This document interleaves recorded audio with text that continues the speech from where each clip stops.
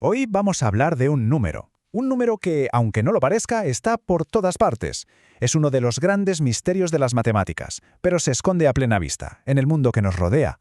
Vamos a desentrañar su historia. Y todo empieza aquí, con esta secuencia de números. 2,71828. A primera vista, pues, no parece gran cosa, ¿verdad?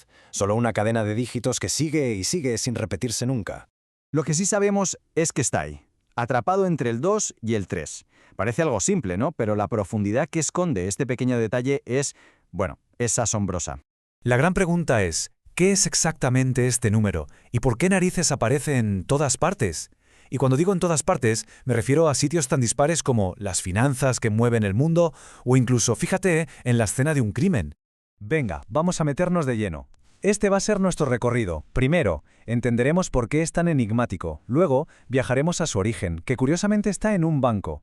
Conoceremos al genio que le puso nombre. Veremos por qué es el número del crecimiento. Y finalmente, alucinaremos con algunas de sus aplicaciones. Bueno, pues vamos con las presentaciones formales. Estamos hablando del número e. Sí, así, con una sola letra. Y es, sin duda, una de las constantes más importantes de todas las matemáticas. Técnicamente, e es un número irracional. Esto significa que es como su primo famoso, el número pi. Sus decimales se alargan hasta el infinito sin seguir ningún patrón, sin repetirse jamás. Para que nos hagamos una idea, a día de hoy se han calculado más de 1 billón de sus decimales. O sea, es una de las constantes fundamentales del universo. Pero lo que es realmente fascinante es dónde nos lo encontramos. No es que lo busquemos, es que aparece. De repente, ahí está modelando cosas como procesos biológicos, la desintegración radiactiva que usamos para datar fósiles, el crecimiento de las poblaciones y sí, como ya hemos adelantado, en temas de dinero y hasta en investigaciones criminales. Venga, vamos al lío. ¿De dónde salió este número? Para encontrar la primera pista, tenemos que hacer un viaje en el tiempo, hasta finales del siglo XVII. Y el lugar, es bastante inesperado. Vamos a entrar en un banco. En esta historia hay varios protagonistas, y son auténticos pesos pesados de las mates. Primero, John Napier, que preparó el terreno con los logaritmos, sin saberlo. Pero el que se dio de bruces con nuestro número fue Jacob Bernoulli, sí, de la famosa familia Bernoulli, ese clan de genios suizos, y se lo encontró mientras le daba vueltas a un problema de intereses. A ver, el experimento mental que hizo Bernoulli es muy curioso. Imaginemos esto. Depositamos 1 euro en el banco y nos dan un interés del 100% al año. Fácil, ¿no? Al final del año tenemos 2 euros, vale. Pero, ¿y si el banco calcula los intereses 2 veces al año? Pues la cosa mejora. Acabamos con 2,25. ¿Y si lo hacemos cada mes? El total sube a 2,61. ¿Y cada día? Llegamos a 2,71. Aquí la lógica nos podría decir, oye, si calculamos el interés cada segundo, cada microsegundo, nos haremos ricos, las ganancias serán infinitas. Pues no. Y esto es lo genial. Bernoulli se dio cuenta de que, por mucho que apuraras, por mucho que aumentaras la frecuencia, el dinero no crecía hasta el infinito. Se iba acercando a un número, a un límite, a una barrera que no podía cruzar. ¿Y ese límite, adivinan cuál es? Efectivamente, es nuestro número e. Pero ojo, aquí hay un punto clave. Bernoulli se tropezó con él, sí, pero el número seguía siendo un poco anónimo. No tenía una identidad clara.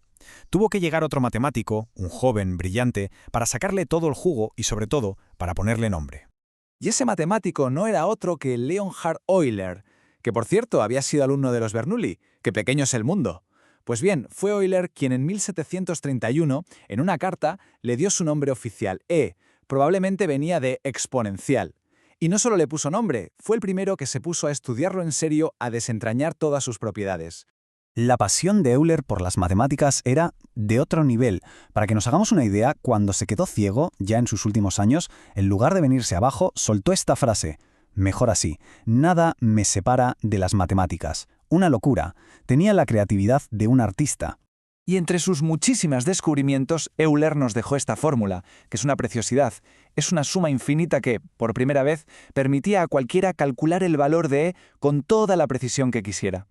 De repente ese número misterioso dejó de ser algo abstracto y se convirtió en una herramienta superpotente y muy real.